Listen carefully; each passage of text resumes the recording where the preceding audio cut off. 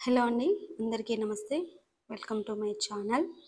ఈరోజు అటుకులతో ఒక సింపుల్ స్నాక్ రెసిపీ చేస్తున్నాను.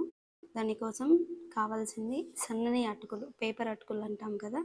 సో, అవన్నమాట. ప్రిపరేషన్ చూద్దాం. ముందుగా బాండీ పెట్టుకొని దాంట్లో ఆయిల్ వేసుకోవాలి. ఇది తక్కువ ఆయిల్‌తో చేసుకుంటున్నాము. ఆయిల్ వేడయ్యాక అందులో పల్లీలు, ఎండుమిర్చి వేసి కాస్త ఫ్రై చేయాలి. పల్లీలు కొంచెం కలర్ చేంజ్ అయితే సరిపోతుంది. ఇప్పుడు నేను హాఫ్ కేజీ అటుకులు ప్రిపేర్ చేస్తున్నాను. ఈ స్నాక్ సింపుల్‌గా అయిపోతుంది. పల్లీలు, ఎండుమిర్చి కాస్త ఫ్రై అయ్యాక ఇందులోనే ఎండు కొబ్బరి ముక్కలు వేసుకుందాం.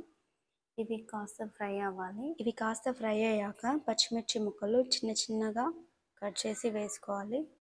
చిన్నపిల్లలు ఉంటే పచ్చిమిర్చి కాస్త తగ్గించి వేసుకోండి.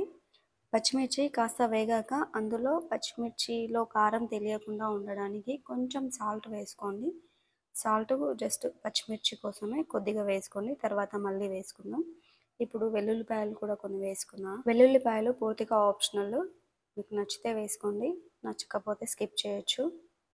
పచ్చిమిర్చిలో పచ్చి వాసన పోయేంత వరకు కొద్దిగా వేగించాలి. సాల్ట్ వేయడం వల్ల స్పైసీనెస్ అనేది తగ్గుతుంది. ఇప్పుడు కరివేపాకు కూడా వేసి ఫ్రై చేసుకోవాలి. కరివేపాకు ఫ్రై అయ్యాక అందులోనే కొత్తిమీర కూడా యాడ్ చేసుకోవాలి.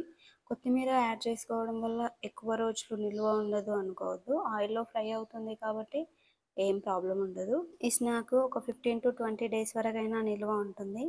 నెక్స్ట్ నువ్వులు యాడ్ చేసుకుందాం. నువ్వులు కాస్త ఎక్కువ వేసుకోండి, చాలా బాగుంటుంది. నువ్వులతో చాలా మంచి టేస్ట్ వస్తుంది ఈ అటుకులకి. అన్నీ ఫ్రై అయ్యాక పసుపు, ఉప్పు వేసి ఫ్రై చేసుకోవాలి. 2 సెకండ్స్ కలిపేసుకొని స్టవ్ ఆఫ్ చేసుకోవాలి. అన్నీ ఫ్రై చేసి స్టవ్ ఆఫ్ చేసేయండి. వేడి మీద అటుకులు వేయడం వల్ల అటుకులు అనేవి ముడుచుకుపోతాయి, కాబట్టి కాస్త గోరువెచ్చగా ఉన్నప్పుడు అటుకులు వేయాలి. అటుకులు కానీ బొంగులు కానీ వీటితో స్నాక్స్ చేసుకునేటప్పుడు వాటిని తప్పకుండా క్లీన్ చేసుకోవాలి. అంటే ఏమన్నా డస్ట్ పార్టికల్స్ ఏమన్నా ఉంటే తీసేసుకోవాలి. అంతా కలిసేలా కలుపుకోవాలి. అటుకులు కలపడానికి స్పూన్స్ యూజ్ చేయొద్దు. ఇలా టాస్ చేస్తూ వేగించుకోవాలి. సిమ్లో పెట్టుకొని కాస్త క్రిస్పీగా అయ్యేంత వరకు టాస్ చేసుకోవాలి. అంతే, స్టవ్ ఆఫ్ చేసుకోవడమే. గాలి తగలకుండా బాక్స్లో స్టోర్ చేసుకోవాలి.